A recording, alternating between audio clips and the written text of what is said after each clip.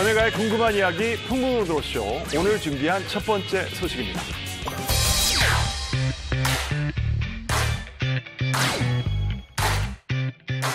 지난 9일 배우 신현준 씨의 전 매니저가 무려 13년간 갑질을 당해 죽음까지 생각했다는 폭로로 논란이 되고 있습니다.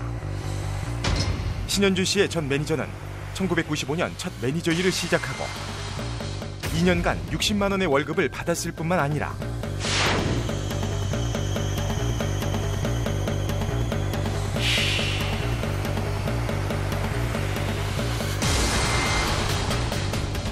공과 사의 구분이 없는 과도한 업무, 끊임없는 욕설까지 당했다고 주장하고 있는데요.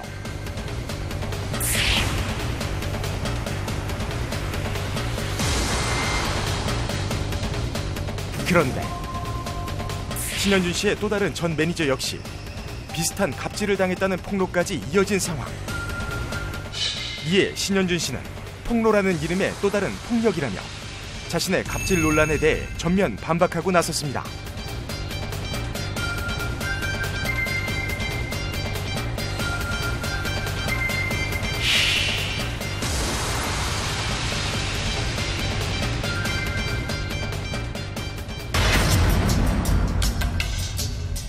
가수 김호중 씨 또한 전 매니저와 갈등을 빚으며 여러 구설수에 휘말리고 있습니다. 지난 2009년 S채널의 한 예능 프로그램에 출연해 고등학생 파바로티라 불리며 유망주로 떠올랐던 김호중 씨는 예능 프로그램 출연을 계기로 독일의 한 학교로부터 초청을 받아 유학까지 다녀왔지만 설 무대가 없자 8년간 축가 전문 가수로 전전해야 했다고 합니다. 그러던 2020년 트로트 경연 프로그램에서 4위를 차지하며 제2의 기회를 잡게 된 김호중 씨는 어릴 때부터 다져온 뛰어난 노래 실력에 특유의 예능감까지 갖춰 단숨에 트로트 팬들의 마음을 장악한 결과 한 방송국에서 실시한 투표에서 가수 임영웅 씨를 꺾고 트로트계의 아이돌 1위에 등극하는가 하면 각종 광고와 예능 프로그램 섭외 1순위로 떠오르고 있는데요. 하지만 전 매니저의 폭로로 시작된 스폰서, 군입대 비리 논란에 폭력 조직 연루, 친어머니의 금품 요구 의혹까지 최근 연예계에 불고 있는 매니저 갑투 논란. 그 진실은 무엇일지 풍문쇼에서 낱낱이 파헤쳐봅니다. 네, 저희가 지난주 배우 이순재 씨와 전 매니저 사이의 갈등이 원만히 해결됐다는 소식을 전해드렸는데요. 이번에 트로트 가수 김호중 씨가 전 매니저의 폭로로 여러 가지 구설수에 휘말리고 있다는 소식입니다. 이게 어떻게 된 일입니까? 네, 이 내용을 파악하려면요. 먼저 김호중 씨와 전 소속사의 이 권모 씨의 관계를 체크해 볼 필요가 있어요. 네. 두 사람은 2016년부터 2020년 3월까지 4년 동안 무명 시절을 동고동락한 사이였거든요. 근데 이제 갈등은 김호중 씨가 올해 초에 그 트롯 경연 프로그램을 통해서 스타덤에 오르고 지난 3월 함께 해온 권모 씨를 떠나서 사촌형이 운영 중인 S기획사와 전속 계약을 맺으면서 불거지기 시작을 했습니다. 네. 아니 소속사 대표 그 입장에서는 아무래도 무명 시절을 함께 보냈는데 갑자기 이제 빛을 보니까 다른 소속사로 이전한다? 그러면 좀 마음이 안 좋은 건 맞을 것 같아요. 근데 회사 이전 과정에서 무슨 어떤 매끄럽지 못한 그런 문제가 있었던 건가요? 네, 지난 6월 18일이죠. 전 매니저 권모 씨가 김호중 씨를 상대로 약정금 반환 소송을 제기를 했습니다. 근데 이 권모 씨가 사실 근래 터진 김호중 씨에 관한 모든 논란의 그 중심에 있는 분이에요. 이분 혼자서 계속해서 이제 폭로를 하고 있는 상황인데 이 권모 씨에 대해서 좀 알아봤어요. 근데 이분 같은 경우는 지방에서 소규모 이벤트 업체를 하는 대표인데 이때 뭐 김호중 씨랑 행사를 하게 되면 자신과 김호중 씨가 5대5로 나누는 구조였대요. 그래서 김호중 씨의 예상 수익을 예를 들어서 뭐 3억이라고 봤었을 때 이 30%에 해당하는 1억 그리고 이 미스터트롯 경연 대회 중 이 쓰인 경비 3천만 원을 더해서 1억 3천만 원의 반환 소송을 제기했다라고 밝혔습니다. 5대5 수익 배분이라든지 약정금 반환 소송 금액도 %까지 계산했을 정도면 계약서에 구체적인 조항은 없었던 건가요? 안타깝게도 두 사람 사이엔 계약서 자체가 없었어요. 네. 근데 이게 이상한 게 아닙니다. 그런 경우 굉장히 많이 있어요. 되게 많아요. 종종 특히 있더라고요. 무명의 경우 많아요. 본인들이 네. 벌 수 있는 돈이 얼마 안 될 경우에는 어떤 문서를 남기기보다는 지인이나 친분 있는 사람들을 통해 가지고서는 좋은 게 좋다고 일을 하는 경우가 굉장히 많이 있거든요.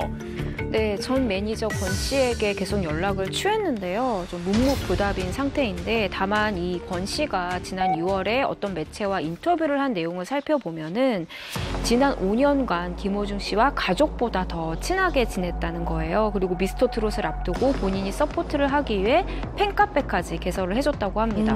그런데 방송이 이제 끝난 직후에 하루는 본인과 약속이 있어서 김호중 씨를 기다리고 있었는데 약속 시간 20분 전에 기사 하나를 보게 된 거예요. 이 김호중 씨가 다른 소속사와 전속 계약을 하게 됐다는 기사였던 거죠. 이 권 씨 말에 따르면 그동안 고마웠다, 미안하다 이러이러한 어떤 설명이 없이 기사로 이거를 처음 접했기 때문에 정신적인 충격이 상당히 컸다고 주장하고 있습니다. 네.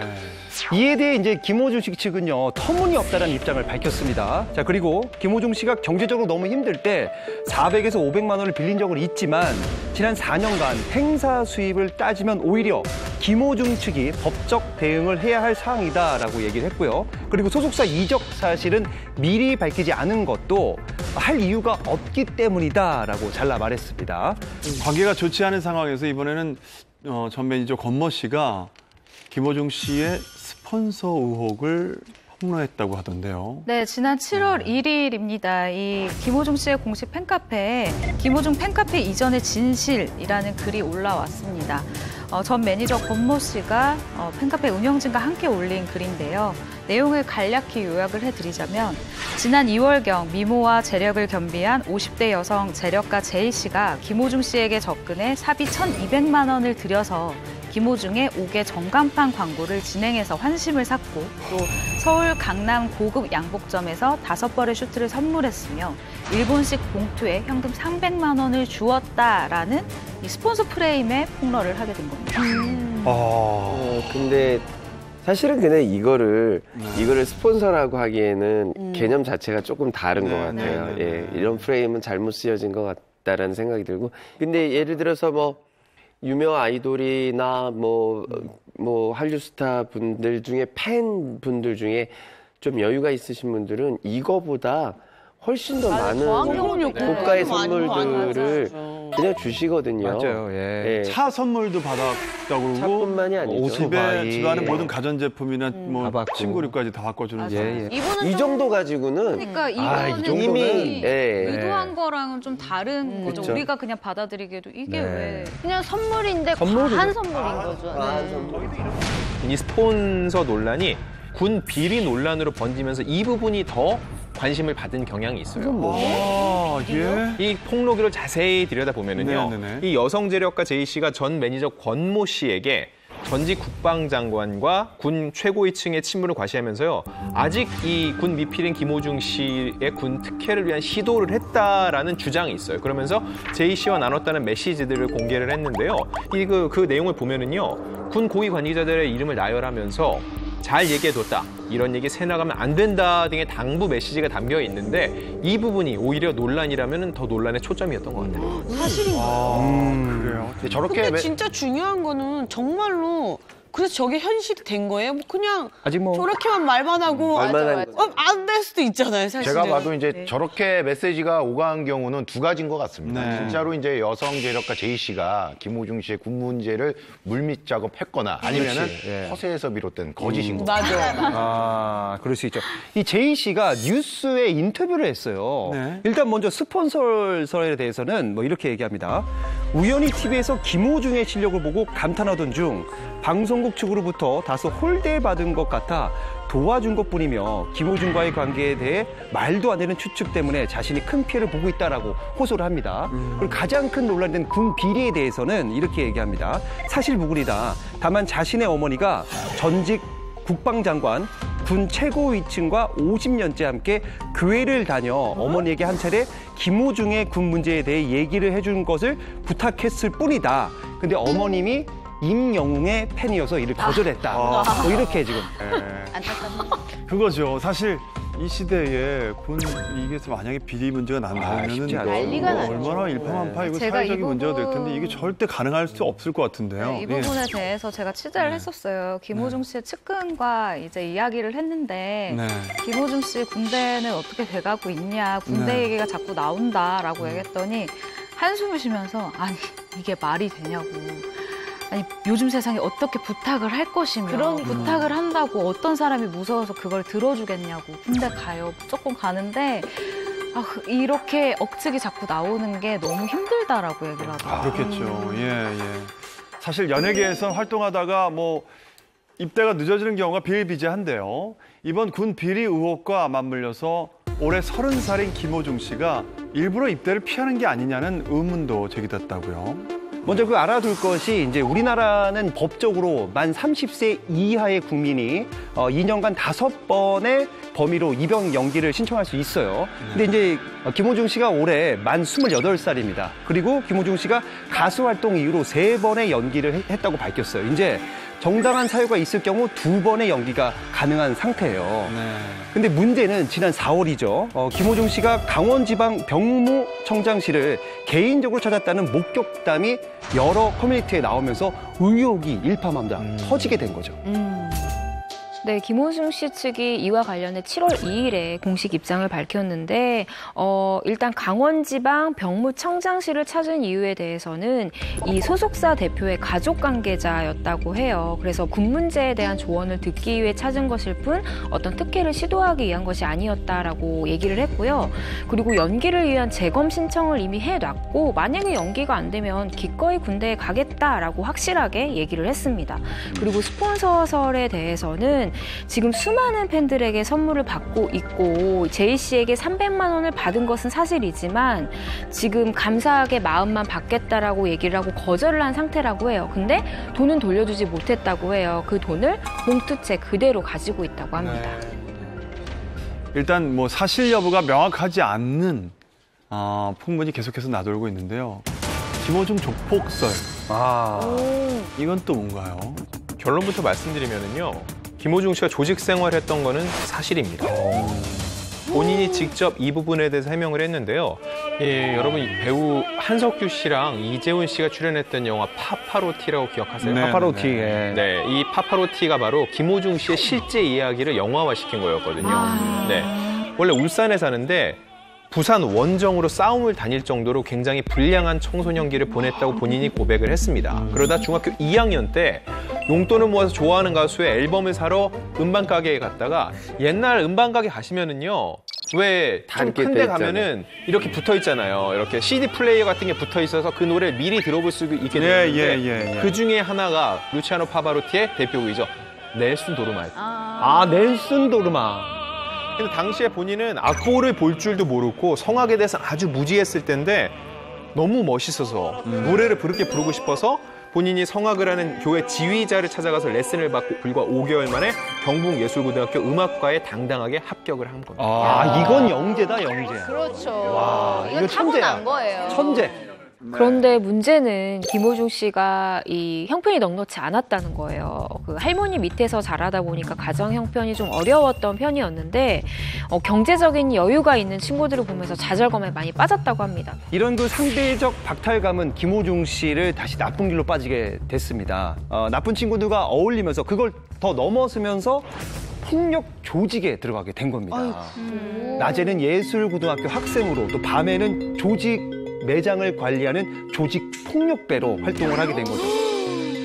김호중 씨도 그때는 어린 나이이다 보니 좀 철이 없는 생각에 조직 생활을 하다 보면 내가 돈을 벌고 이 돈으로 성악을 좀 할 수 있지 않을까라는 생각을 했대요. 그래서 그 무리를 따라서 어둠의 세계에 발을 들이게 됐다라고 합니다.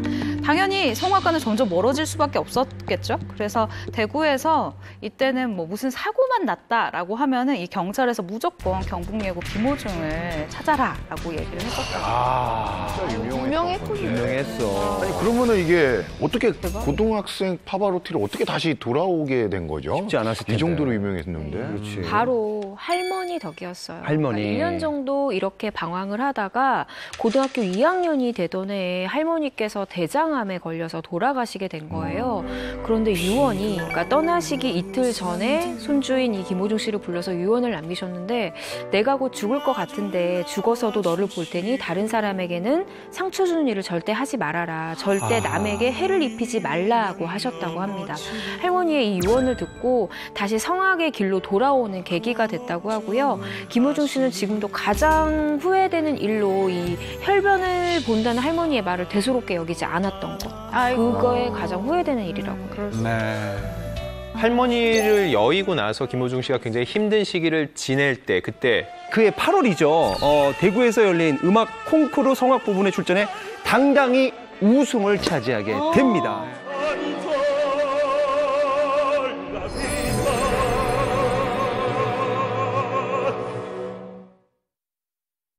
최근에 친어머니가 팬들을 상대로 금품을 요구했다는 의혹까지 제기가 됐다고요. 이건 또 무슨 얘기입니까? 네, 이건 또 다른 논란인데요. 네. 지난 7월 6일에 한 매체 보도에 따르면 지난해 12월에 김호중 씨의 친모가 개인적으로 김호중 씨 팬카페 회원들에게 접근을 해서 금품을 받았다라는 보도였습니다. 그러니까 지금까지 공개된 피해자가 3명이고 피해 액수는 총 840만 원으로 보도가 됐고요. 2명에게 각각 370만 원, 나머지 1명에게 100만 원을 전달받았다는 내용의 보도였습니다. 또 이 매체에서는 김호중 씨 어머니가 자신이 고위 임원으로 있는 지역 클럽에 가입비 10만 원을 받았고 월회비 5만 원을 받고 팬을 이제 가입을 시켰다라는 거예요. 그리고 상조회사 상품까지 팔았다라고 이야기를 합니다. 팬들에게 그 금품을 요구한 이유에 대해서는 구슬을 준다라고 이야기를 했다고 하네요. 김호중 씨 어머니 직업이 그런. 네. 김호중 씨 어머니의 직업은 무속인으로 지금 알려져 네. 있고요. 팬들에게 본인의 굿당에서 구슬을 할 것을 권유했다고 합니다. 예. 결국 팬들의 항의로 몇몇 피해자들에게 이제 돈을 되돌려줬는데 금품을 건넨 이 팬들은 김호중의 어머니라는 타이틀을 믿고 굿값을 준 것으로 알려져 있습니다. 네. 근데 정말 힘든 시기를 견뎌내고 지금 자리까지 김호중 씨가 오르셨는데 이런 부분이 계속 끊기는 게 정말 마음이 아프네요. 맞아요. 근데 이런 거에 대처하는 김호중 씨의 입장도 있지 않을까요? 네, 친어머니에 관련된 이 보도가 나온 이후에 김호중 씨가 직접 사과의 뜻을 올렸습니다. 친어머니로 인해 피해를 보신 분들께 꼭 책임지고 해결을 해드릴 것이며 어머니를 대신해 진심으로 사과한다라는 뜻을 밝혔고요. 그리고 전 매니저에 대해서도 언급을 했는데 형이라는 표현을 쓰며 새 소속사를 선택함에 있어 미리 말하지 못한 것에 대해 미안함을 전했습니다. 네, 하지만 권모 씨가 수익의 30%를 요구하는 부분에 있어서는 소속사 측이 거부를 한 사안이다. 이거는 본인이 나 혼자 결정할 수 없는 문제였다라고 얘기를 했고요. 또 본인이 계속 새 소속사에서 오래 알고 지낸 형들을 돕자는 의견을 수차례 이미 제시를 했었다. 회사 또한 이에 대해 정성껏 고민하겠다라고 답변하면서 글을 마무리 지었습니다. 이에 대해 전 매니저 권모 씨도 입장을 밝혔는데요.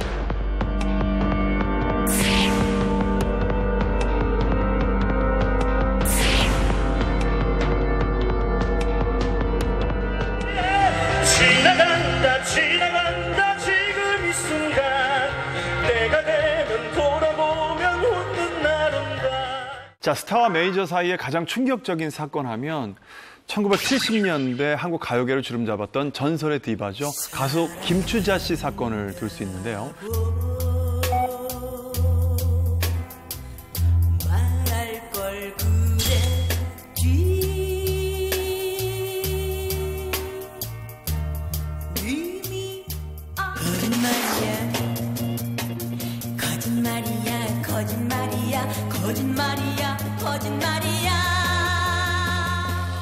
당시 매니저가 휘두른 소주병에 찔려서 중태에 빠지기까지 했다고요. 중태에 빠지기까지 했다고요. 예. 네, 맞습니다. 70년대 최고의 가수 김추자 씨. 제목만 들어도 멜로디가 흥얼거려지는 히트곡들이 많은데요. 님은 먼 곳에, 그리고 거짓말이야 등 정말 엄청난 히트곡을 남긴 가수입니다. 그러던 1971년 12월 5일 충격적인 사건에 휘말리게 됩니다. 방송국 근처에서 매니저 소모 씨와 아주 사소한 말다툼을 벌였는데 이때 매니저가 벌인 행동이 아주 충격적이에요. 매니저가 화를 이기지 못하고 소주병을 휘둘러서 김추자 씨의 얼굴이 심하게 다쳤어요. 그대로 응급실에 실려가서 수술을 하게 됐죠. 끔찍하다. 끔찍하다. 그 당시 심각하네. 병실에 누워 있는 사진이죠. 얼굴 전체를 다 붕대. 얼굴을 저러고 어떡해. 결국 활동을 못 하신 거 아니에요? 그럼요. 그렇죠. 전치 1개월의 중환 같다. 아니, 대체 어떤 말다툼이 있었길래 이제 소주병까지 휘두르게 된 거죠? 이유가 정말 기가 막힌데요. 네. 자신의 고백을 받아주지 않아서입니다. 뭐야? 사랑 고백을요. 이거 뭐야? 평소에 이제 김추자 씨를 흠모했던 거죠. 그러면서 물어본 거예요. 사랑이 중하냐, 노래가 중하냐. 김추자 입장에서는요, 노래가 중하냐, 사랑이 중하냐, 선택의 문제가 아니잖아요. 왜 이 사람 때문에 선택을 해야 되는 거예요? 당연히 이거에 대해서 거절하는 뉘앙스를 풍기니까 곧바로 갖고 있던 소주병을 깬 다음에 얼굴하고 양손을 마구 찌른 건데요. 저는 김추자 씨를 몇 년 전에 한번 뵀어요. 컴백을 하셔가지고서는 소공동 호텔에서 기자회견도 열고 진짜 십수년 만에 기자들 앞에 모습을 드러내셨는데 사실 그 다음에 재건 수술 흉 때문에 이런 걸 받으신 게 있는데 그 흔적도 이게 아직도 남아 있더라고요. 근데도 그 후에 이제 활동을 얼마 안 하고 접으셨잖아요. 이때 충격이 굉장히 컸다고 당시 관계자들이 많이 그러세요. 듣기만 해도 너무 끔찍한데 그리고 이게 1971년이면 계산해보니까 이 김추자 씨 나이가 고작 21살이에요. 아이고. 이때 뭐 항상 붙어있던 가장 믿었던 매니저가 무방비 상태에서 갑자기 그런 짓을 하면 이게 무슨 사랑 고백입니까? 그럼요. 이건 범죄죠. 법력이에요. 정말 충격적인 게 이 그 매니저 소모 씨가 매니저 하기 전에 직업이 국가대표 레슬링 선수였어요. 힘이 엄청 세죠, 사실. 김추자 씨는 곧바로 이제 그 인근 병원을 옮겨서 응급수술을 받았는데 이후 무려 6번의 성형수술을 받을 정도로 큰 수술을 했었다고 합니다. 결국 가수 활동은 중단할 수밖에 없었죠. 네, 당시 범행을 저지른 이 소모 씨 같은 경우는 연예인의 생명이 얼굴을 망쳤고 또 범행 수법이 너무 잔혹해서 동정의 여지가 없다라면서 폭력행위 등 처벌에 관한 법률 위반죄로 1년 6개월의 형을 선고받았습니다. 아니 너무 이 정도면 적은 거 아니에요? 폭력이 아니라 거의 살인미수인데 특히 연예인한테는 그렇지. 이거는 무슨 사형이 그렇죠. 사형받거나 다 마찬가지죠. 마찬가지인데 너무 1년 6개월 너무 적다라는 생각이 드는데요. 네, 2007년에 김추자 씨가 당시 피해에 대해서 이 설명한 게 있는데 코가 잘리고 눈이 벌어지고 코가 잘리고 눈이 벌어지고 얼굴이 피투성이가 돼 뒤집어진 상황인데 김추자 씨는 그 상황에서도 이 생각만 했다고 합니다. 무슨 생각? 지금 받고 있는 성형수술이 더 잘 돼서 그리고 이 쉬는 동안 더 몸매를 가꿔서 어떻게든 무대에 올라야 되겠다라고 생각을 했다고 해요. 그러니까 천상 프로페셔널 가수인 거예요. 근데 인터뷰는 이렇게 지나고 나서 하셨지만 솔직히 저때 일반인 여성도 얼굴이 망가지면 이 완전히 자아가 무너져 버릴 거거든요. 보심이 엄청나죠. 굉장히 무서웠을 것 같아요. 네. 저희가 그 방송에서도 여러 번 다뤘지만 스타 매니저 사이는 좀 되게 특별해요. 근데 안 좋은 이야기도 많이 있지만 좋은 관계도 그렇죠. 많이 있거든요. 많죠. 좋은 관계 좀 얘기해 주세요. 우리 그 스타분들 중에 사례가 또 있습니다. 매니저랑 사이가 좋아요. 자, 먼저 바른 이미지의 배우 정혜인 씨 같은 경우는 말이죠. 지난해 8월 데뷔 초부터 함께한 매니저에게 V사 중형 외제차를 선물했다고 합니다. 야, 훈훈하죠. 아, 우리도 그만큼 돈 벌면 V사가 아니라 X사도 우리가 사줄 모양이고요. 돈이 안 되잖아요. 돈이. 자, 다음 갑니다. 같이 살아요. 주는 거예요. 자, 그리고 가수 선미 씨는 말이죠. 돈이 부족해서 이사를 못하는 매니저를 위해서 거액의 집 보증금을 해줬다고 합니다. 다들 멋지네요. 의리 있다. 자, 그리고 이제 그 홍석천, 박송 씨도 조만간 매니저에게 집을 해준다는 그런 풍문이 있네요. 네. 아, 멋집니다. 예. 보태주겠죠. 지금 이제 스타가 매니저들한테 잘해준 케이스인데요. 그 반대로 매니저와 소속사에서 스타를 정말 극진히 보살핀 사례가 있어요. 이거 좀 슬픈 얘기인데요. 왜 지난 2009년에 배우 장진영 씨가 위암으로 세상을 떠났잖아요. 2008년에 위암 투병 중이라는 소식이 처음 알려진 다음에 이런 기사가 났어요. 상태가 괜찮아서 수술은 하지 않아도 됩니다. 그리고 그냥 치료를 통해서 극복하려고 합니다. 저는 친한 지인 중에 의사 한 분한테 연락을 받았어요. 기자들이 다 바보인 것 같다라는 거예요. 왜 그러냐 했더니 암은 초기면은 수술이 가장 빠르다.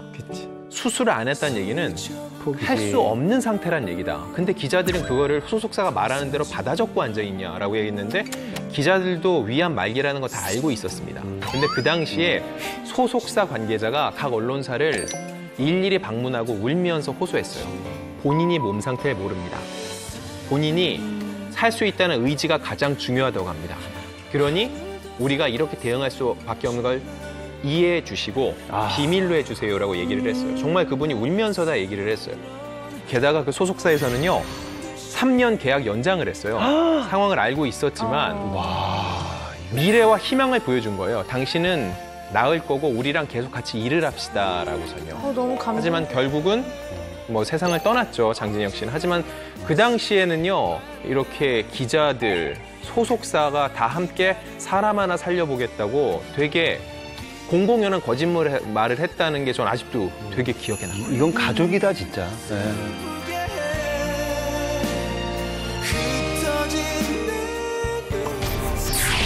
지난 7월 3일 AOA의 전 멤버 미나 씨가 자신을 싫어하는 한 사람 때문에 AOA를 탈퇴했고 심지어 극단적인 시도까지 했었다라고 폭로하며 AOA 불화설이 도마 위에 올랐습니다. 지난 2012년 8인조 아이돌 그룹으로 가요계에 데뷔한 AOA. AOA가 조금 더 상큼하고 발랄한 모습을 보여드릴 수 있을 것 같아요. 실력과 대중성을 겸비한 AOA는 심쿵해. 저의 뭐 노래방 18번 곡이기도 합니다. 예. 짧은 치마, 단발머리 등의 히트곡을 내놓으며 아이돌의 고비라는 마의 7년을 무사히 잘 넘기고 올해로 어느덧 9년 차에 접어들었는데요. 그런데 연예계를 뒤흔든 AOA 불화의 진실, 그리고 함께 재조명되고 있는 다른 그룹들의 불화까지 자세히 들여다보겠습니다. 네, 지난 7월 3일 걸그룹 AOA의 전 멤버 미나 씨가 10년 동안 괴롭힘을 당해 AOA를 탈퇴했다는 폭로글을 올리면서 연예계가 발칵 뒤집혔죠. 네, 폭로전의 시작은 지난 7월 3일이었습니다. 지난해 AOA를 탈퇴한 전 멤버죠. 미나 씨가 SNS에 글을 올렸는데요. 악플러가 올린 글을 캡처해 올린 다음에 우울증과 공황장애 때문에 굉장히 힘든 시기를 겪고 있다고 얘기를 했고요. 그리고 이어서 AOA 탈퇴 정말 하기 싫었는데 날 싫어하는 사람 한 명 때문에 10년을 괴롭힘 당하다가 AOA를 탈퇴했으며 그 언니 때문에 극단적인 시도를 했었다는 충격적인 내용을 담았습니다. 네, 미나 씨가 뒤이어 또 다른 폭로글을 올렸는데요. 아버지가 이 췌장암 말기를 선고를 받고 이제 병원에서 임종을 기다리고 계셨대요. 근데 그때 미나가 이 아버지한테 가고 싶었는데 일이 먼저라는 생각이 들었고 그 괴롭혔던 그 멤버에게 혼나는 게 너무나 싫었기 때문에 가지 못했는데 임종을 지켜보지 못하고 아버지가 돌아가신 거예요. 그래서 정말 힘든 시간을 보내고 있는데 그 괴롭혔던 멤버가 분위기가 흐려진다. 왜 우리가 너 때문에 눈치를 봐야 되냐라고 얘기를 했고 그 말이 너무나 깊은 상처로 남았다는 것이죠. 그러면서 그 멤버를 향해서 왜 나를 싫어했느냐라고 공개적으로 물었습니다. 네, 근데 처음에 미나 씨가 SNS에 이 폭로글을 올렸을 때는 누구라고 이름을 특정하지 않았었어요. 네. 근데 이제 누리꾼들이 곧바로 그 멤버가 누구냐, 멤버 찾기에 들어간 거죠. 미나 씨가 쓴 글에 힌트가 있었다고 하더라고요. 그 미나 씨 글 중에 그 언니의 아버지가 돌아가셨다라고 쓴 부분이 있어요. 그것 때문에 이제 팬들하고 누리꾼들이 지난 4월에 이제 그 부친상을 당한 지민 씨가 있는데 팬들은 지민 씨를 추측을 하게 된 거죠. 네. 지민 씨라고 하면은 AOA의 리더 아닙니까?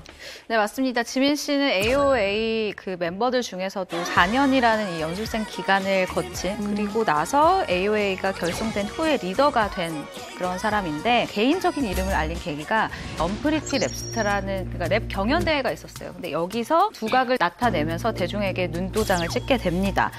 그리고 이번 폭로글을 올린 미나 씨 같은 경우에는 AOA 그 가수 활동 외에도 이제 배우로서 활동을 했었어요. 드라마 참 좋은 시절 그리고 부탁해요 엄마 등에 출연을 하면서 배우로 얼굴을 알리게 됐고요. 또 지난해 AOA에서 탈퇴를 했었는데 이때 탈퇴 이유에 대해서 배우로 전향하기 위함이다라고 이야기를 해서 팬들의 아쉬움을 자아내기도 했습니다. 네. 많은 분들이 그 미나 씨가 말하는 멤버가 지민 씨 아니냐는 추측을 하자 지민 씨 역시 그 본인의 SNS에 글을 올렸다고 하던데. 글이라고 보기에는 너무 이제 짧은 두 글자인데 바로 소설이라는 단어를 남겼습니다. 이 소설이라는 글자가 정말 사건을 걷잡을 수 없을 만큼 크게 만들었어요. 미나 씨가 곧바로 소설이라고 해봐 언니 천벌받아라는 반박글을 올렸고요. 이후 자신의 손목 자상 사진과 함께 폭로 대상이 지민 언니라고 공개를 했습니다. 두 사람이 논란 이후에 만나기는 만났습니다. 미나 씨가 SNS 올린 글을 통해서 알 수가 있는데 이 지민 씨뿐만이 아니라 AOA 멤버들이 다 찾아왔다고 해요. 그런데 저도 이 글을 읽었는데 사실 미나 씨의 앙금이 지민을 향한 앙금이 전부 다 풀어지지 않은 거는 사실인 것 같아요. 그러면서 좋게 쓰지는 못하겠지만 어찌됐건 지민 씨가 사과를 했고 받기로 했다라고 글을 남겼습니다. 결국 지민 씨가 이 사과를 다녀온 후에 SNS에 글을 남겼어요. 미안하고 죄송하다. 후회와 죄책감이 든다. 미나에 대해 잘 이해하지 못했고 세심하게 살피지 못했다.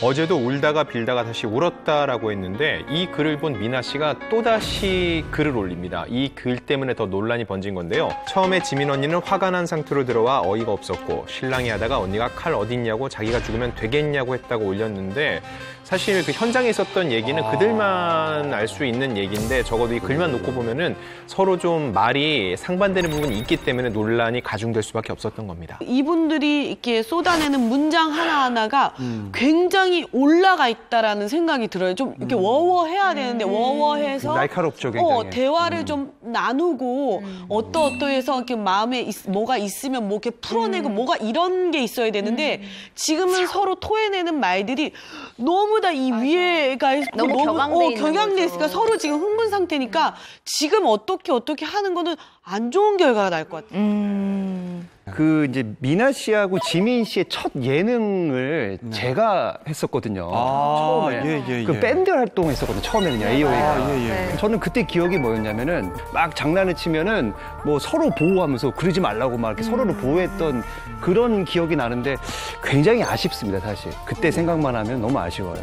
네. 그때 제가 꼭 드리고 싶은 말씀이 있어요. 사실 이 사태가 AOA의 또 다른 멤버에게도 퍼지고 있다라는 거예요. 바로 설현 씨인데 과거에 그러니까 AOA 멤버들이 어떤 예능에 출연을 한 적이 있는데 MC가 이런 질문을 했어요. 최근에 이 멤버 중에서 가장 이렇게 마음에 안 드는 거슬리는 멤버가 누구냐라고 물어봤는데 설현 씨가 미나 씨를 가리키면서 아 미나다 뭐 좀 말실수를 한다 이런 얘기를 한 적이 있어요. 그런데 그게 다시 회자가 되면서 설현도 미나를 괴롭힌 게 아니냐라는 얘기가 나오면서 사실 마녀사냥 비슷하게 흐르는 분위기가 있거든요. 근데 사실 이번 사건에서 그 미나 씨를 좀 잘 아는 분과 통화를 했어요. 근데 그분이 미나 씨에게 AOA에 왜 탈퇴를 했냐라고 물어봤을 때 미나 씨가 지민 얘기를 바로 했대요. 지민 언니 때문에 굉장히 많이 힘들었고 그런 얘기를 했던 걸 그때도 했던 걸 보면은 지민 씨에 대한 원망과 그런 생각이 굉장히 지배적인 상황이었던 것 같아요. 자, AOA 멤버들 간의 불화가 도마 위에 오르면서 두 사람을 케어하는 소속사에서는 이 사실을 몰랐는지의 여부가 또한 논란이 되고 있지 않습니까? 좀 단편적으로 사람들이 많이 생각을 해요. 중재하면 되는 거 아니야 라고 하는데 일반적인 회사에서는요 부서 이동을 시켜준다거나 뭐 그런 식으로 방법이 있지만 팀에서는요 팀에서 누군가를 빼는 거거든요. 근데 둘이 싸움이 붙었을 때 모 걸그룹 또 다른 그룹의 얘기입니다. 쟤 빼주세요. 그래야지 나 활동할 거예요. 나머지 한 명은 나도 할 건데 쟤 빼주세요라고 해요. 그럼 누굴 빼죠? 어떡해요? 그래서 결국 그 걸그룹은 해체가 됐어요.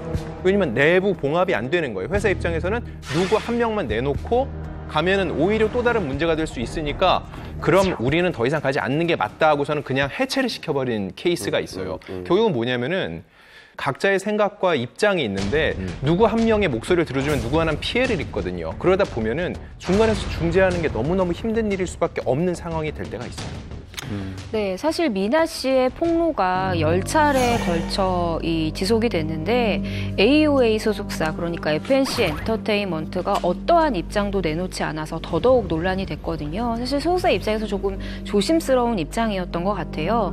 그런데 한편으로는 무책임해 보일 수도 있다라는 지적을 좀 피할 수 없는 상황인 것 같고요. 폭로전이 끝나고 7월 4일에 소속사 측에서 이 입장문을 내놨는데 내용은 이렇습니다. 지민과 관련해 벌어지고 있는 일들로 인해 많은 분들에게 심려를 끼쳐 죄송하다라면서 리더 지민의 AOA 탈퇴와 연예 활동 중단 소식을 알렸습니다. 아유. 폭로전 이후에 이제 미나 씨의 뭐 상태나 입장 같은 게 공개된 게 있나요? 네, 미나 씨의 현 소속사 측에 따르면은요, 지금 동탄 본가에서 어머니, 언니와 함께 안정을 취하고 있다고 하고요. 당분간은 활동이 중요한 게 아닙니다. 지금은 심리적으로도 불안정할 수밖에 없기 때문에 그거에 대한 충분한 치료와 휴식이 필요한 단계고요. 이후에는 배우로서 다시 일어설 수 있도록 소속사에서 최대한 서포트를 해주겠다는 입장입니다. 네.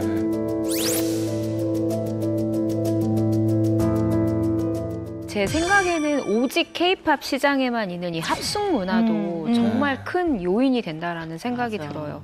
사람들이 모여서 부침있는 건 당연한 것이고, 실제 예로 이 샤이니의 키 씨가 숙소에서 어느 날 민호 씨를 보는데 갑자기 뒤통수를 때리고 싶으시더래요. 그래서 그 생각을 하는 자기 자신을 보고 놀라면서 내가 독립을 해야 되겠다. 이대로 계속 가다가는 뭔가 내가 멤버들을 정말 미워하겠다라는 생각이 들어서 실제로 독립을 했고 소속사에서도 장려를 해줬다고 합니다. 이런 케이스가 조금 더 많아졌으면 좋겠다는 생각이 들어요.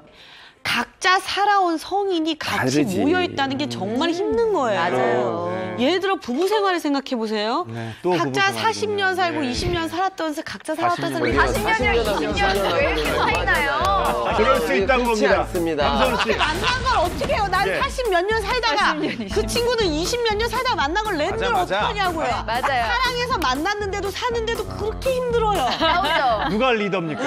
여기 리더가 리더가 또 그렇게 힘이 들어요. 리더라는 사람이 이렇게 힘이 듭니다. 그렇게 힘이 드는데 5, 6명이 각자 자기 개성으로 살다가 모여서 활동한 게 얼마나 힘들겠어요. 한소연 씨가 제일 힘들어 보여요. 황소연 씨. 너무 힘이 들어요. 사람 드실 시간이에요. 진짜 화가 왜 이렇게 많은지 몰라요. 진짜 화가 왜 이렇게 많은지 몰라요. 웬만하면 네. 마음을 주시네. 맞지? 이게 비운다는 게 그게 참 힘들어요.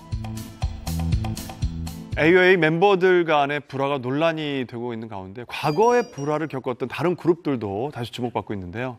예전 혼성그룹 샵 기억하시죠? 샵 출신 이지혜 씨도 우리 풍구쇼에 직접 나오셔가지고 그 당시에 불편함에 대해서, 불화에 대해서 솔직하게 얘기한 바가 있었습니다. 저도 선두주자로서 하나, 저도 해체됐지만 굉장히 진정성 있게 화해한 어떤 그룹이에요. 선두주자. 네, 샵은 이제 1998년 네. 데뷔니까 20년이 넘었네요.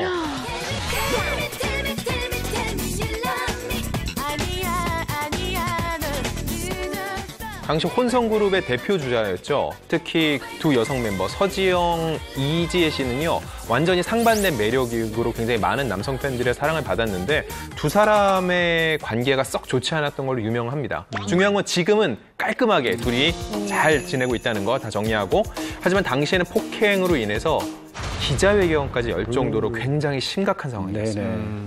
당시 사건을 보면 2002년 샵 5집 활동이었어요. 이제 시작할 무렵이었는데 당시 프로그램을 이제 녹화하려고 K본부를 갔는데 그 엘리베이터에서 서지영 씨가 이지혜 씨에게 재수 없다라고 하면서 욕설을 했다고 합니다.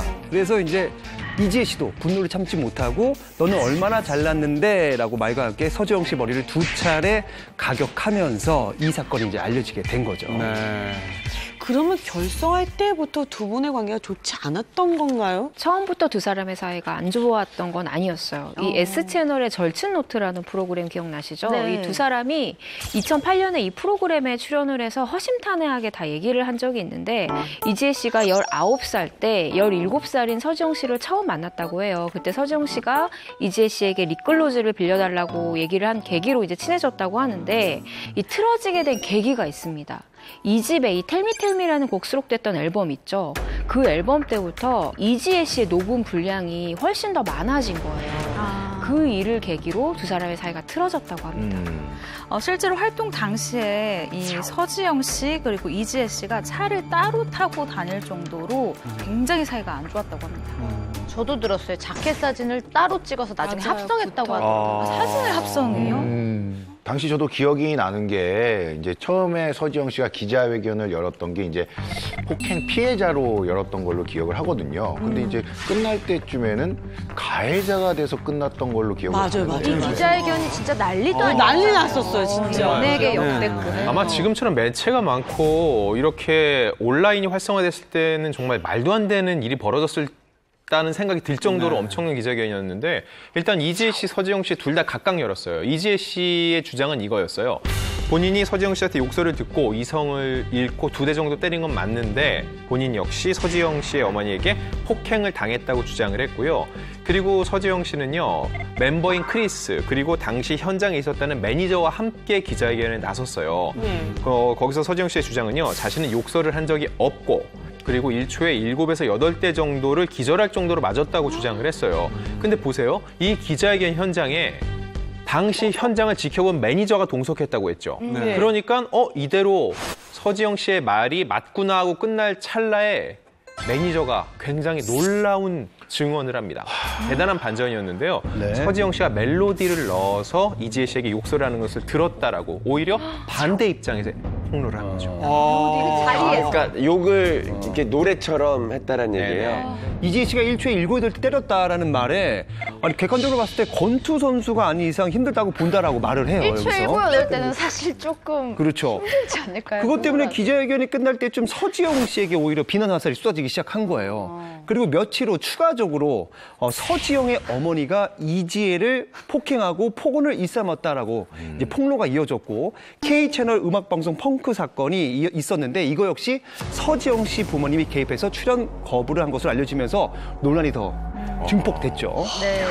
네, 엘리베이터 폭행 사건 일주일 후에 소속사에서 입장을 밝혔습니다. 이번 사건으로 실추된 샵의 이미지 때문에 더 이상 TV의 운영이 힘들다고 판단을 해서 해체를 하겠다라고 공식 해체를 선언을 한 것인데 지금 생각해보면 참 흥미로운 사건인 게 이례적으로 이 책임자를 지목을 했어요. 바로 서지영 씨가 해체의 직접적인 원인이 됐다면서 5억 원 상당의 손해배상 청구 소송까지 합니다. 정말 이례적인 사건인 것 같아요. 2004년에 그런데 서지영 씨가 얘기한 바로는 다행히 원만한 해결점을 찾아서 합의를 했다고 하고요. 이지혜 씨와 서지영 씨도 지금은 서로의 문제를 털어놓고 고민까지 얘기할 정도로 좋다고 합니다. 아유, 다행이에요. 진짜 20대 초반 그때는 정말 뭐라도 하나 걸리면 짜증나고 그렇죠. 왜냐면 그때는 혈기가 왕성하잖아요. 그럼요. 그러니까 이제 서로 싸울 게 많네. 요즘은 이제 나이가 드니까 피곤해서 싸울 일도 아예 그냥 없어. 지나가잖아요, 예. 사실. 한솔 씨는 아직도 혈기가 아니잖아요. 왕성하잖아요. 뭐라고요? 왜 이렇게 샵의 사건처럼 대중적으로 크게 알려진 그룹들과는 달리 이 그룹이 불화설이 있었나라고 의아해할 만큼 의외의 그룹들도 있을까요? 네, 총 8장의 앨범을 발표했는데 아직까지도 역대 걸그룹 중에 가장 많은 정규 앨범을 발표했던 센 언니들의 집단 디바입니다. 디바.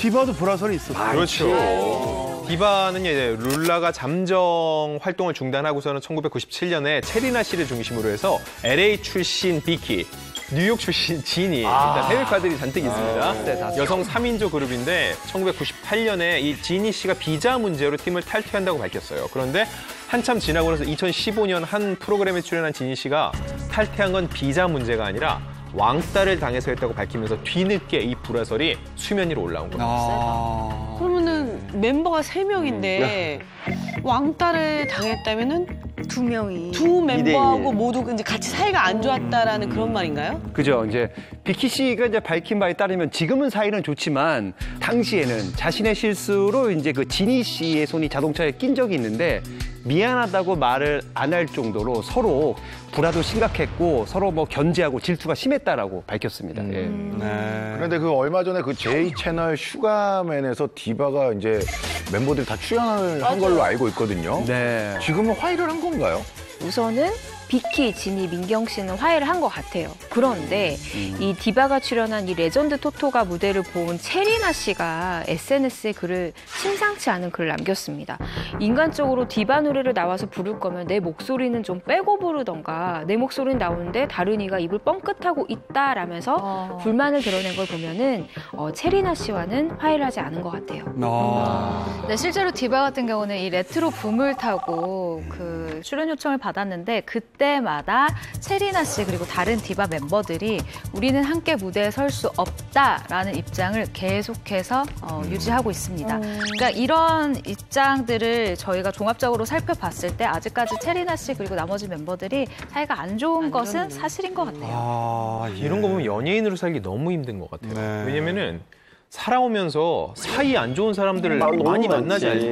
많이 만나잖아요. 근데 그 사람들이랑 일일이 다 화해하고 사나요? 아니죠. 아니죠. 안 보면 되는데 인연 끊죠. 일반적으로 정말로 안 보면 되고 앞으로 볼 일이 없는데 연예계는 계속 물어보잖아요. 그때 그분과는 연락을 하시나요? 활동할 때마다 계속 물어보니까 억지로라도 화해를 해야겠네요. 그렇죠. 왜 자꾸 그걸 강요해야 되는지 참 그것도 잘 모르겠어요. 어떻게 보면 같은 멤버였잖아요. 원만히 해결할 수 있는 부분인데도 불구하고 예전에도 이렇게 불화설이 많았네요. 그룹들 간에. 네. 우리 풍문쇼에 이니셜 코너가 있잖아요. 네. 근데 이걸 연예인들이 진짜 많이 보나 봐요. 그래서 얘기 들으셨어요? 혹시 내 얘기인가 많이 봐요. 해서. 역으로 제보를 하는 경우도 종종 있답니다.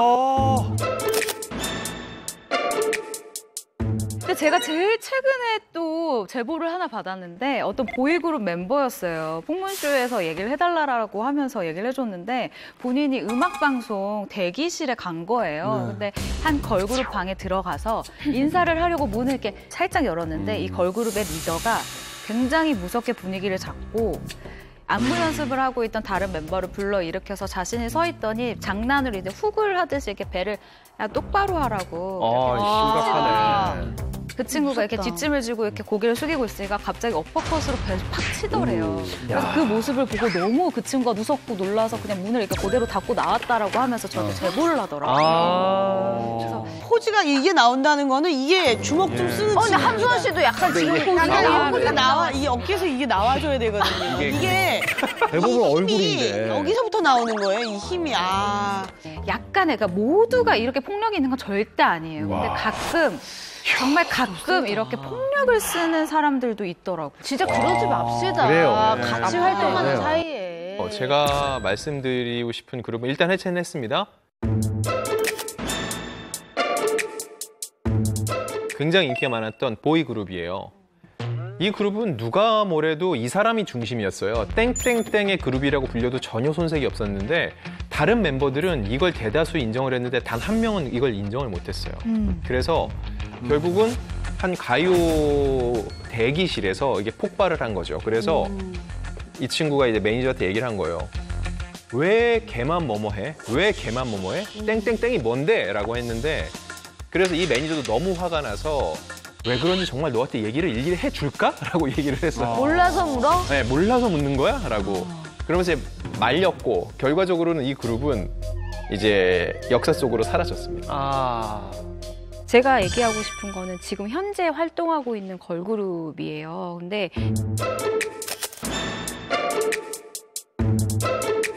이 걸그룹 같은 경우는 데뷔하자마자 특정 멤버가 굉장히 주목을 받았어요. 그리고 소속사에서도 그 멤버만 밀었고 그 멤버만 주목을 받고 있는 게 사실이에요. 그러다 보니까 남은 멤버들의 이 시기와 질투가 당연한 것이죠. 사실 시기와 질투가 심한데 문제는 이 심리적인 것에 끝나는 게 아니라 그 친구를 사실상 왕따를 시키고 있어요. 그리고 그게 눈으로 좀 보일 때도 있거든요. 지금 현재 진행형이에요? 네, 현재 진행형이에요. 사실 이런 얘기를 하면 좀 걱정이 돼요. 아이돌을 향해서 약간 인성 프레임에 가둬서 생각을 하실까 봐 좀 걱정이 되는데 사실 생각해 보세요. 일반인들도 직장 다니면 꼴보기 싫은 동료 있거든요. 이유 없이 싫은 이게 사람. 당연한 거라고 좀 자연스럽게 받아주셨으면 좋겠어요. 이러한 갈등이 만약에 수면 위로 올라와도 아 자연스러운 하나의 관계 과정이구나라고 생각해 줬으면 좋겠습니다. 네. 자, 기자님들이 직접 취재하는 풍문 비하인드 시간입니다. 여름을 맞아 특별한 주제로 준비하셨다고요? 예년 같으면 이 시기는요 진짜 바빠요. 왜냐? 놀러 갈 여름 바캉스 계획 세우느라고. 맞아. 근데 지금은 해외여행 꿈도 못 꾸죠. 특히 이렇게 맞다네요. 얼굴이 알려진 분들은요 국내 어디 여행 가도 반기는 게 아니라 이제 눈총을 받잖아요. 그렇지, 거리두기 때문에. 여러 가지로 힘들거든요. 그래서 사람들이 호텔에서 콕 박혀 있는 호캉스를 즐기면서 호캉스. 이 비중이 무려 60%나 작년보다 늘었어요. 그런데도 이런 시기에 365일 마치 여행을 하는 듯한 기분을 즐기면서 산으로 바다로 거주지를 옮긴 스타들이 있습니다. 부럽다. 어떤 분들이 있는지 그 내용 영상으로 먼저 만나보시죠. 와, 이거 재밌겠다, 이거. 도심 속에서 화려한 생활을 즐기던 스타들이 갑갑한 도시를 떠나 공기 좋고 물 좋은 시골로 향하고 있습니다. 연예계 그 대표 주자 하면 바로 요즘 부캐릭터 린다지로 맹활약 중인 가수 이효리 씨가 그 주인공인데요. 어느 순간부터 도시의 소음이 싫어 조용하고 한적한 시골 생활을 선택했다는 이효리 씨. 2013년 9월 가수 이상순 씨와 제주도 에어릅의 신혼집에서 소박한 결혼식을 올리며 제주살이를 시작했습니다. 기존의 화려한 이미지를 벗어던지고 제주의 푸른 바다와 울창한 숲속에 지은 집에서 자연과 함께하는 속일대게 제주 라이프를 보여준 결과 전국에 제주살이 열풍이 부는가 하면 당시 제주 관광객이 100만 명 이상 증가했다고 전해지는데요. 몰려드는 관광객 때문에 최근엔 제주도 에어릅에 정든 신혼집을 팔고 더 한적한 곳으로 이사한 뒤 서울과 제주도를 오가며 생활 중입니다. 최근 바다로 떠나 자신의 오랜 로망을 실현해 화제가 된 스타도 있습니다. 그래, 열심히 했어. 과거 영화 촬영차 남도에 머물렀을 당시 바닷가에 살고 싶다는 소망이 생겼다는 최기아 씨. 저는 지금 평소 꿈꿨던 일을 실행하기 위해 그곳으로 가고 있습니다.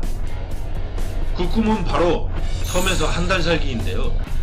수많은 섬 중에서도 따뜻한 남쪽 신안 천사섬을 찾았습니다. 평소 염원하던 자신의 세컨하우스에서 작은 텃밭을 가꾸고 집 앞 바다에서 낚시도 즐기며 귀농 라이프를 제대로 즐기고 있습니다. 이런 게 힐링 아니겠어요? 그런데 소리 소문 없이 도시를 떠나 더 엄청난 귀농 라이프를 즐기고 있는 스타들이 있습니다. 과연 누구일지 풍문 비하인드에서 공개합니다. 네, 정말 부럽습니다. 이효리 씨, 최기아 씨처럼 도시를 떠나 시골 생활 중인 스타분들이 꽤 많지 않습니까? 많습니다. 일단 뭐 이효리 씨가 사는 제주도로 한번 가보면요. 일단 방송인 탁재훈 씨가 있고요. 그리고 쿨의 이재훈 씨가 제주도살이를 하고 있고 그리고 제주도 15년 차 허수경 씨가 살고 있습니다. 네. 자, 6주를 한번 올라가 보겠습니다. 전라남도 곡성군의 강래호 셰프가 여기서 멜론을 키우면서 살고 있습니다. 멜론. 네. 자, 그리고 동해 쪽으로 가면은 강원도에 있는 이 강원도 평창군의 배우 김청 씨가 살고 있고. 진짜로. 그리고 화천군에는 방송인 현영 씨가 또 살고 있습니다. 화천 가셨어요? 네네. 네. 자, 그리고 연예인이 대거 포진되어 있는 경기도로 가봅니다. 일단 장동건, 고소영 부부와 배우 심혜진 씨가 일단 가평군에 살고 있고요. 그리고 경기도 용인에는 말이죠. 변진섭 씨, 그리고 체리나 씨가 살고 있습니다. 자, 스타들이 가장 많이 사는 지역이 어디냐고 물어봤는데 제가 부동산 업계분들에게 물어봤습니다. 네네. 물어보니 바로 경기도 양평군입니다. 14 4년째 양평에 살고 있는 배우 감우성 씨, 그리고 절친 김수로 씨가 여기 살고 있고요. 그리고 강호동 씨도 여기 살고 계시고요. 트로트의 황제죠. 나훈아 씨가 또 여기 살아요. 네. 네, 양평. 그런데 이분이 빠졌습니다. 경기도 양평군에서 가장 유명한 올해 쉰이라는 나이가 믿겨지지 않는 바로 그 분, 배우 이영애 씨. 아, 이영애 씨. 예. 와, 진짜 늙지를 않습니다. 예. 오, 이쁘다. 진짜 예전이랑 똑같죠.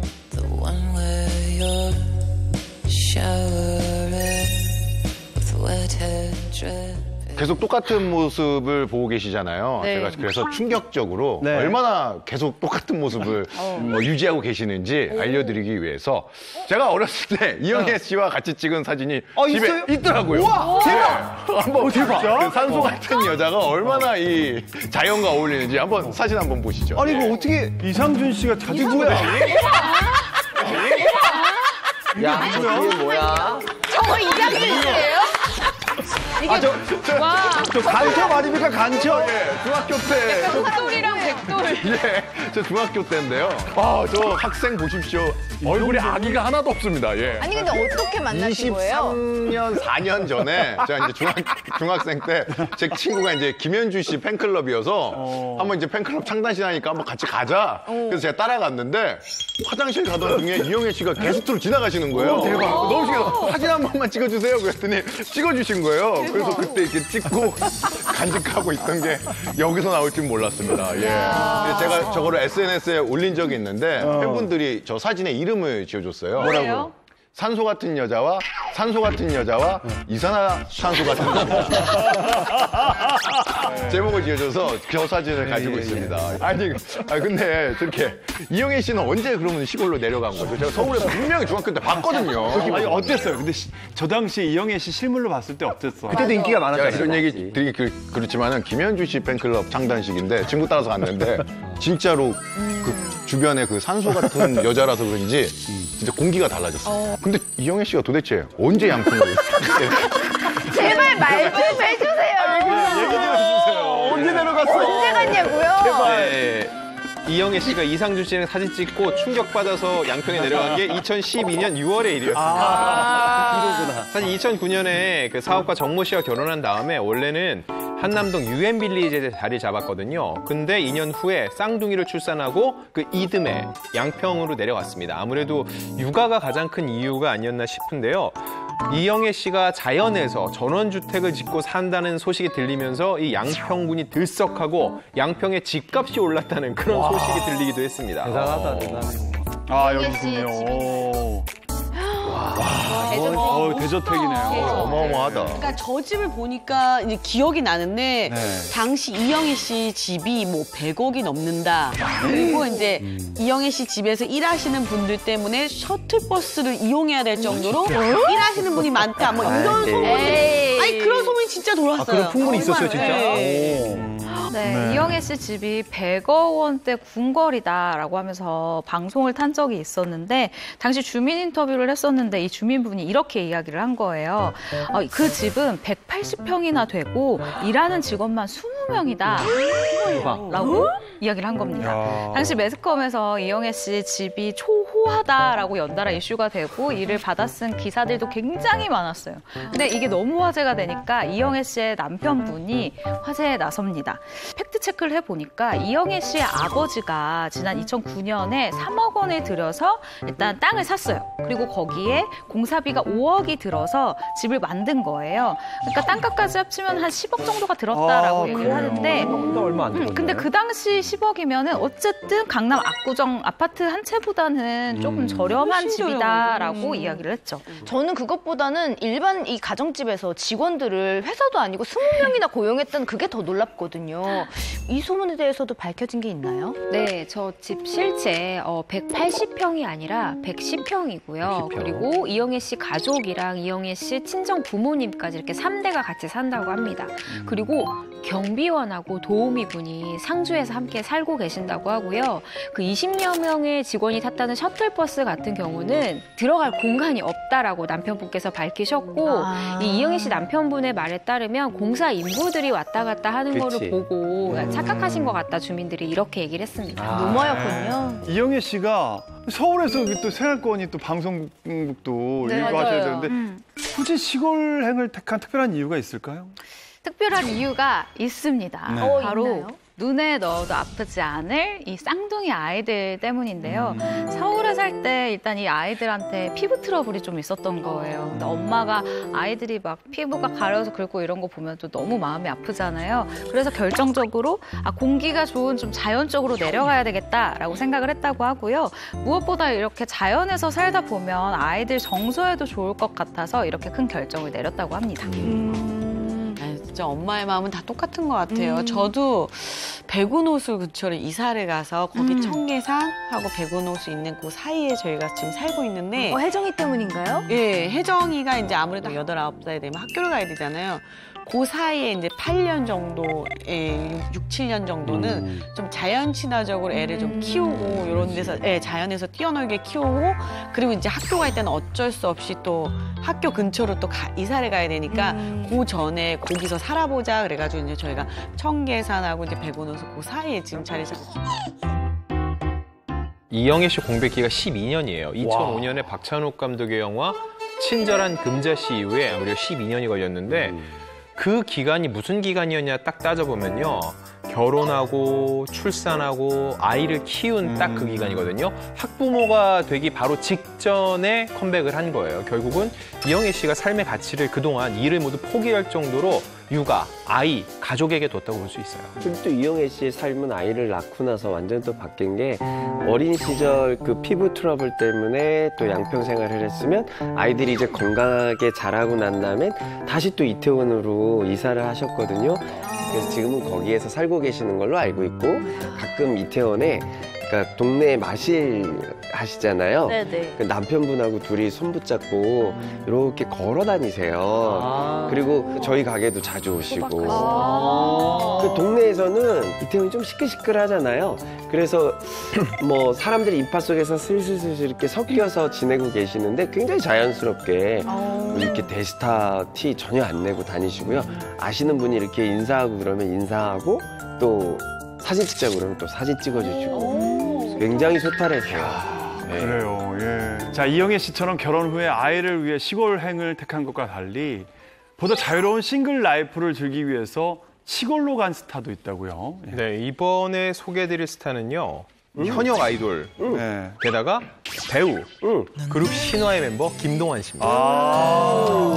네, 김동완 씨가 사진 찍는 거를 좋아해서 본인의 이 시골 라이프를 열심히 보여주고 있는데 이 사진들을 보면 정말 시골 생활에 최적화된 인물이라는 걸 알 수가 있습니다. 와. 캠프파이어? 야, 제대로 만드네. 어머. 고인돌 만드나요? 대박. 잘 만드네. 김동완 씨 보면 그냥 허투루 뭐 하지 않더라고요. 다 되게 꼼꼼하게 제대로 하시거든요. 아, 새가 사는 집을 만드는 거죠, 지금? 새집.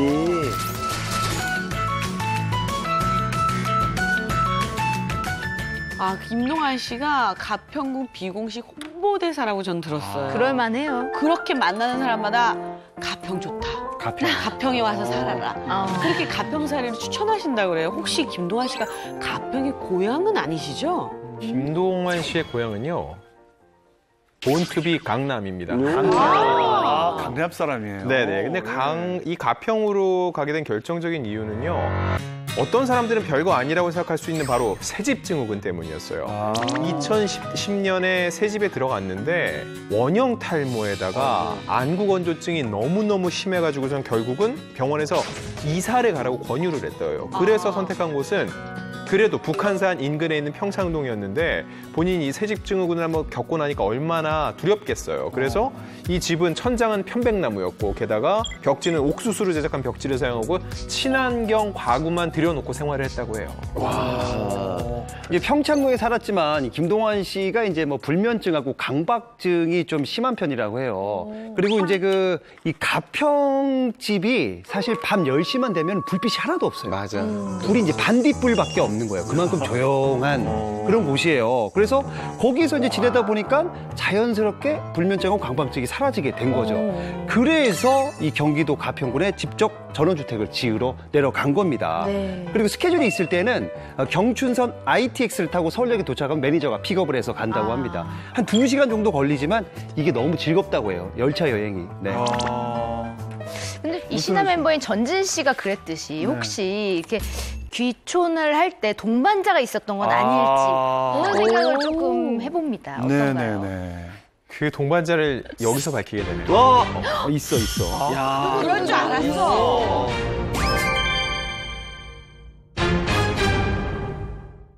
이 신화 멤버인 전진 씨가 그랬듯이 혹시 이렇게 귀촌을 할 때 동반자가 있었던 건 아닐지 그런 생각을 조금 해봅니다. 어떤가요? 네네네. 그 동반자를 여기서 밝히게 되네요. 있나요? 있습니다. 아, 진짜요? 혼자서는 외로워서 힘들죠. 있어. 야. 그럴 줄 알았어. 이게 특정을 근데 갈 때 됐지 뭐. 어떻게 된 거예요? 듣고 여러분이 판단해 주세요. 예, 야. 이분의 동반자는 바로 동반자? 벌입니다. 뭐래요? 아니 기자님 이거 진짜 버리면 벌 줄 거예요. 벌 세우자 우리. 근데 진짜로 이분이 요즘 한봉을 하거든요. 한봉. 이게 토종벌을 키우는 걸 한봉이라고 하거든요. 벌 선생님이십니다. 안녕하세요. 우와 대박이다. 여기서 원래 뭘 줘야 되지 않나? 저거 진짜 몸에 좋을 것 우와. 바닐라 아이스크림 올려 먹고 싶어. 엄청 대박인데. 와 진짜 이게 평소에 못 먹었던 짠한 맛이 나. 맞아, 실제로 고소한 맛 나잖아. 첫 수학입니다. 이야. 대단하다. 야 양봉꾼이시네. 그렇죠. 아 저도 꿀을 좋아해가지고 나이가 이제 좀 들면은 벌을 키우려고 했는데 먼저 하고 계셨네. 연예인 최초이고 싶었는데 최초가 못됐습니다. 예. 근데 어쩌다가 벌을 키우게 된 건가요? 김동완 씨가 토종벌을 키우게 된 계기가 굉장히 신박합니다. 네, 가평에 위치한 이제 그 막국수 집이 있어요. 단골집인데 거기서 우연하게 이제 벌집을 보게 된 거예요. 근데 보는데 뭔가 군부대처럼 체계가 잡힌 이 벌들을 보면서 관심을 갖게 되고 공부를 하게 되면서 동고충으로 받아들이게 된 겁니다. 그래서 일어나자마자 계속해서 벌 잘 있나 뭐 인사하고 이렇게 된 거예요. 정말 김동완 씨 정말 이 벌을 정말 자식처럼 키우고 있다고 합니다. 아니 왜 그래? 무슨 일이야? 아내가 좁나? 자 취미 삼아 한봉을 하는 김동완 씨와는 달리 진짜 리얼 농사꾼이 된 스타가 있다고 합니다. 어떤 분인가요? 이분은 일단 직업 부자예요. 직업이 너무 많아서 제가 설명이 좀 길어질 거예요. 가수입니다. 그리고 작곡가예요. 영화음악 감독이기도 하고요. 거기까지는 그럴 수 있어요. 그렇죠. 여기까지는 그럴 수 있어요. 일관돼요. 그다음 스위스 로잔 공과대 공학 박사입니다. 공학 박사요? 예, 진짜 이분은 일단 가방끈이 긴데 해외 쪽으로 길다는 거. 그리고 박사야 심지어. 미국 약품 특허까지 출원을 했습니다. 대체 어떤 분이에요? 이렇게 연예계 브레인 끝판왕을 불리는 바로 가수 루시드 폴입니다. 루시드 폴.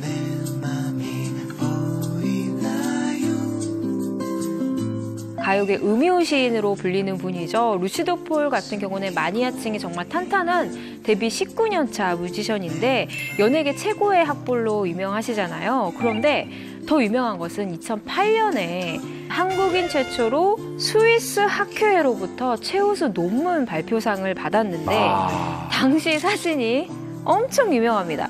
보시죠. 왜죠? 뭐야? 야 성우 복장을 했어요. 가졌습니다. 아니면 한국인 되게 진지한데 되게 웃기지 않아요? 최초 한국인이다 뭐 이런 의미인가요? 굳이 저렇게 한복을 입고. 청학동에 사시는 분 같기도 하고. 왜 그러신 거예요? 저게 스위스인 거죠? 예. 네. 근데 이 사실에 대한 일화가 있어요, 사실. 예. 저렇게 영예스러운 자리인데 이때 이 루시드 폴이 양복이 없었대요.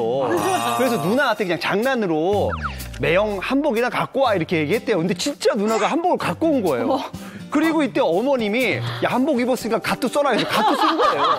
그래서 저렇게 나온 거예요. 아니, 가족이 약간 유머 유머가 있네요. 근데 사진을 보면 저 갓하고 한복하고 노트북하고 굉장히 묘한 조화를 이루네요. 뭔가 선비가. 옛날 같은 뭐 장원급제 느낌이잖아요. 맞아요. 예. 제가 알기로는 일단 루시드 폴 씨가 제주도에 현재 거주하시는 걸로 알고 있거든요. 아니 근데 취미가 아니라 진짜 본격적인 농부가 됐다고 얘기 들었거든요. 근데 제주도에서 농사를 진다고 그러면 그냥 귤이나 한라봉 뭐 요 정도 아닌가 싶은데 아주 비슷해요. 루시드 폴 씨가 농사를 짓는 작물은 감귤이에요. 감귤. 2014년에 제주도에 신혼살림을 차렸을 때는요. 시골 생활이 처음이었으니까는 이웃 사람들이 처음에 농사일을 좀 가르쳐줬대요. 그러다 이 사람들이 아예 밭을 조금 떼줬다고 합니다. 밭을 떼주면서 감귤 농사를 지어보라고 했는데 막상 지어보니까 적성이 너무 잘 맞았더라고요. 그래서 차츰 늘려가다가 지금 현재 본인이 경작을 하는 밭의 넓이가 무려 1,100평입니다. 1,100평입니다. 1,100평? 엄청 넓지 1,100평을 않아요? 소유하고 있는 거예요? 소유하고 있습니다. 와, 대박이다, 이거. 부자네. 농장이네요. 농장이죠, 농장. 농사꾼이네. 야, 이 1,000평이 넘는 농장이면 수확량이 엄청날 것 같은데. 이거 어떻게 팔아? 루시드 폴 씨가 이거 판매도 무슨 홈쇼핑? 맞아. 그쵸? 맞아요. 우리 이거 소개한 적 있죠? 네네. 새 앨범 발표한 가수 루시드 폴입니다. 반갑습니다. 음악만 담은 게 아니고 이야기도 하나 썼고요. 그래서 책과 음악과 그리고 제가 직접 재배한 귤을 같이 이렇게 전달을 해드리고 싶은데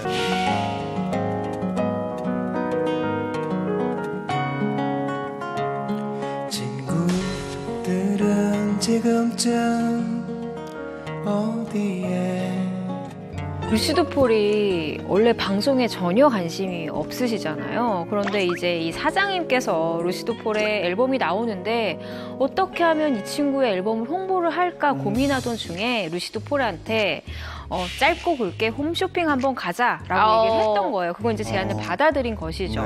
사실 이때 저 앨범 내고 나서 저 방송도 하고 나서 기자들하고 간담회 자리가 있었는데 진짜 민망해했어요. 그러니까 본인 입장에서는요, 좀 뮤지션이 퍼포먼스를 했다고 느낀 건데 그래도 민망해하는 루시드 폴을 위해서 저 자리에는 유희열 씨 그리고 정재영 씨가 함께 출연을 했고요. 이게 끝이 아닙니다. 거기다가 페퍼톤스가 전화 상담을 했고요. 여기 전화 연결은 그럼 전화 연결은 누가 했냐? TV에 그렇게 안 나오는 김동률 씨가 전화 연결했어요. 아, 맞아요. 여기서 끝나는 게 아니라 이적 씨는 영상 편지를 띄웠어요. 이렇게 총 출동하다 보니까는요. 지금은 거의 레전드 희귀 영상으로 꼽히고 있어요, 저 장면이. 오랜 또 음악적 친구이자 또 선배이기도 해서 옆에서 작게나마 미약한 힘이 돼주고자. 굉장히 맛있고요. 역시 저 친구가 음악을 포기하고 제주도에서 귤을 지을만 했구나라는 생각이 들고요. 안녕하세요, 이적입니다. 야, 루시드 폴 진짜로 이걸 하네요. 저분들도 어렵게 모셨습니다. 굉장히 오랜 팬이자 친구이자 동료 뮤지션인 김동률이라고 합니다. 네, 김동률 씨 반갑습니다. 아니 이러니 완판 안 됩니까? 완판 되지. 네, 정말 발상이. 네, 루시드 폴 씨가 감귤을 아주 성공적으로 재배를 하고 있잖아요. 탄력이 붙은 거죠. 자신감이 붙으니까 새로운 품종을 또 키우기 시작합니다. 이번에는 레몬을 키우는 거예요. 레몬 어려울 텐데? 근데 심지어 과학적으로 굉장히 좀 타고난 사람이잖아요. 이 레몬을 수확과 동시에 무농약 인증을 받았다고 합니다. 굉장히 머리를 쓰면서 이 레몬을 키웠었던 것 같아요. 하시는 게 없네요. 이야. 자, 노래면 노래, 공부면 공부, 농사면 농사까지 못하는 게 없는 우리 루시드 폴 씨를 보니까 머리 좋은 사람들은 뭐 다 잘할 수 있구나라는 싶은 생각이 드는데요. 그럼요. 365일 자연과 더불어 살고 있는 스타들을 만나봤는데요.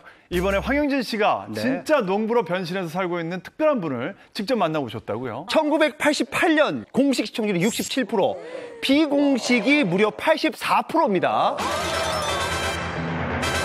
와.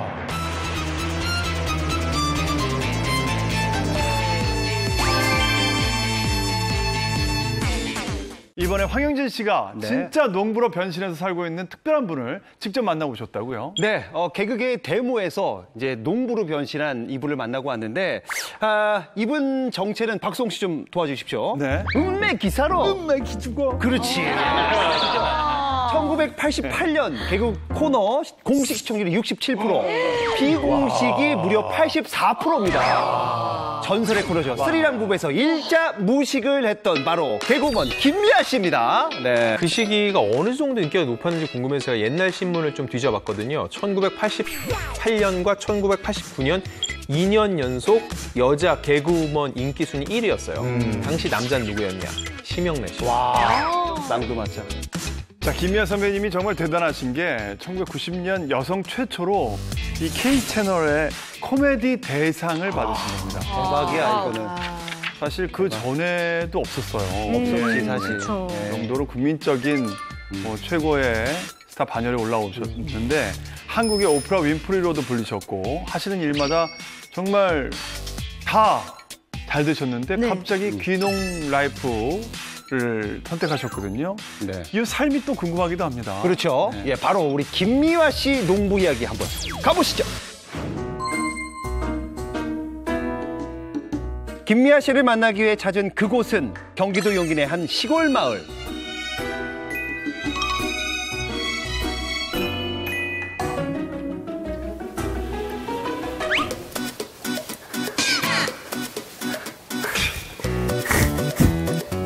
아유, 안녕하시오. 야, 농촌의 황영진이요. 의상 어떠요? 야, 잘 어울리지요?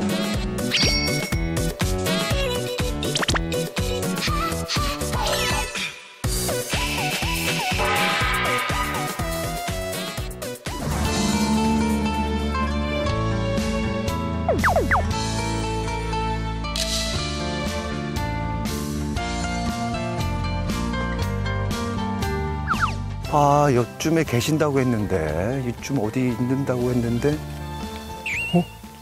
저기 지금 한 분이 계신데,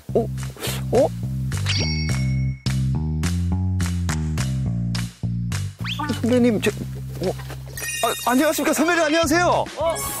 선배님. 보세요. 아이고, 여기 계신. 이장님. 선배님. 영진 씨. 선배님. 왜 이래? 복장이 왜 이래요? 제가 우리 선배님 만나러 왔습니다. 우리 동네 사람 아닌데 왜 이래? 여러분들 찾았습니다. 예. 개그계의 데모 김미아 씨입니다. 1983년 K채널 개그 콘테스트로 데뷔해 개그 프로그램, 라디오, 시사 프로그램까지 이 모든 걸 넘나들면서 프로페셔널 모습을 보여줬던 김미아 씨가 이렇게 변했습니다. 미안해요. 이거 가지고 이게 이제 솎아내는 건데 이게 가벼워. 제가 오늘 인터뷰하러 왔는데. 좀 솎아봐봐요. 빨리 캐봐. 빨리 해봐. 예, 알겠습니다. 처음엔 개그로 일 시키는 줄 알았는데 정말 리얼로 일소리 필요하셨던 모양입니다. 이것이 바로 네버엔딩 농사 지옥.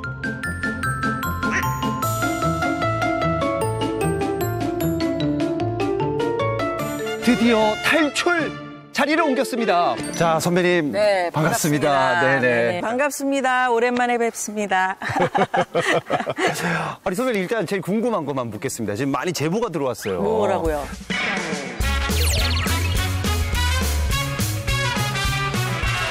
풍문에 의하면 이런 거예요.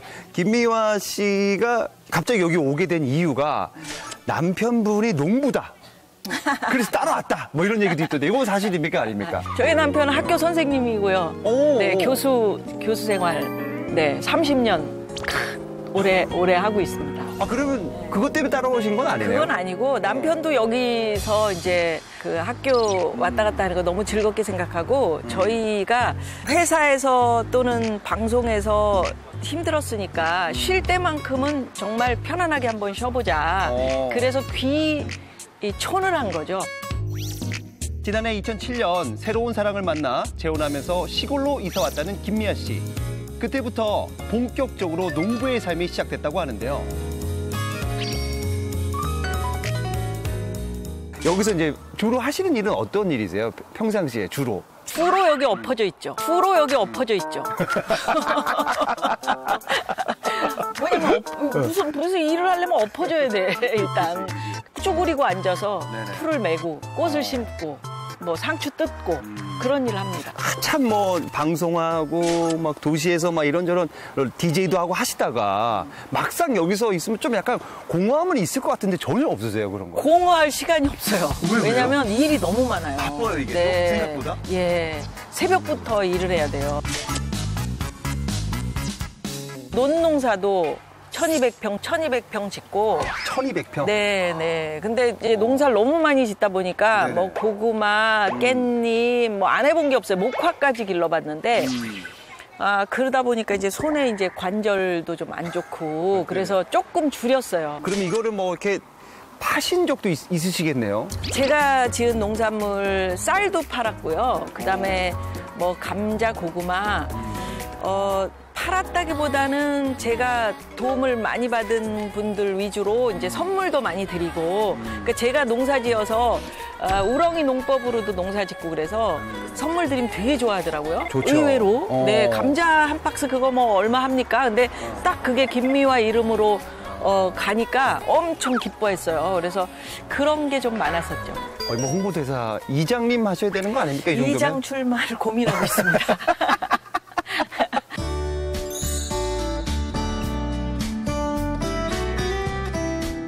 1200평 규모의 농사를 지으며 전문 농부로 산지 언 7년. 분위기를 바꿔 전성기 시절에 대한 못다한 이야기를 나눠봤습니다.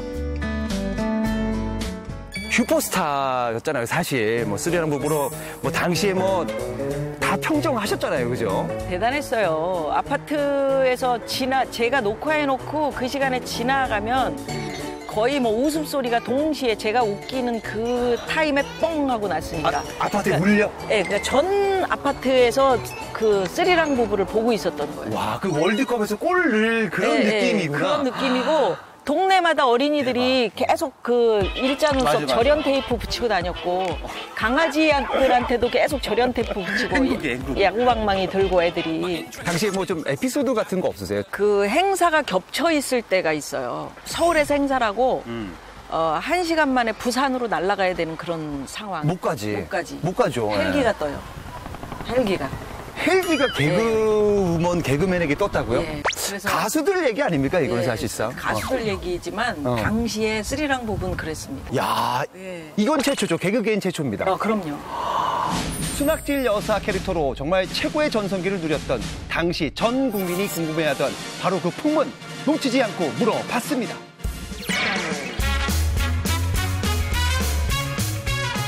당시 김한국 선배님하고 부부란 얘기 많이 듣셨잖아요. 아유, 개그맨실로 지겹게 전화 왔었죠. 진짜 부부냐 아니냐. 근데 두 사람은 그 당시에 썸은 전혀 아니었었죠. 김한국 씨가 일찍 결혼했었고 김한국 씨하고 저하고는 사실은 서로 잘 안 맞는 사이였었어요. 이제는 말할 수 있다. 만약에 김한국 선배님이 결혼 안 했다. 안 했어도 안 해요. 안 했어도 이상경이 아니었다. 김한국 씨도 마찬가지예요. 근데 이제 세월이 지나고 보니까 참 우리 한국이 오빠가 좋은 사람이었었구나. 그 저에 대한 배려를 굉장히 많이 했었구나. 귀촌하시라고 좀 해줘서 옆집에 살면 근데 어떨까? 김한국 씨는 멋쟁이라서 시골 흙 밟는 거 이런 거 싫어해요. 구두에 막 흙 묻고 막 이런 거 싫어해가지고 안 돼요. 안 맞네. 네, 안 맞아. 가족과 함께 자연과 하나가 되어 지낸 덕에 방송하차와 여러 논란으로 힘들었던 마음에 많은 위로를 받았다고 하는데요. 진짜로 이렇게 탁 놓는다는 게 굉장히 어렵잖아요. 오랜 기간이니까. 네, 사실. 그래서 이제는 이 나이 정도 되면 50이 넘었으니까 이 나이 정도 되면 가족과의 생활도 굉장히 소중하게 생각할 필요가 있다. 그래서 결단 딱 내렸죠. 우리 그 풍문쇼 우리 시청자분께 인사하고 마무리하도록 하겠습니다. 여러분 가정이 모두 행복했으면 좋겠습니다. 요즘 뭐 시기적으로 좀 어렵잖아요. 코로나도 있고. 근데 가끔은 좀 이렇게 자연을 즐기시면서 행복하셨으면 좋겠어요. 사랑합니다. 오랜만에 뵈니까 더 반갑네요. 네. 자, 자연을 벗삼아 힐링하면서 행복한 삶을 살고 있는 스타분들이 좋은 에너지를 얻어서 앞으로 연예계에서도 좋은 모습을 보여주시길 바랍니다. 진실이 알고 싶은 풍문이 있으십니까? 여러분의 궁금증이 풀릴 때까지 넓고 깊고 흥미로운 풍문오드로쇼는 계속됩니다. 여러분, 감사합니다. 수고하셨습니다.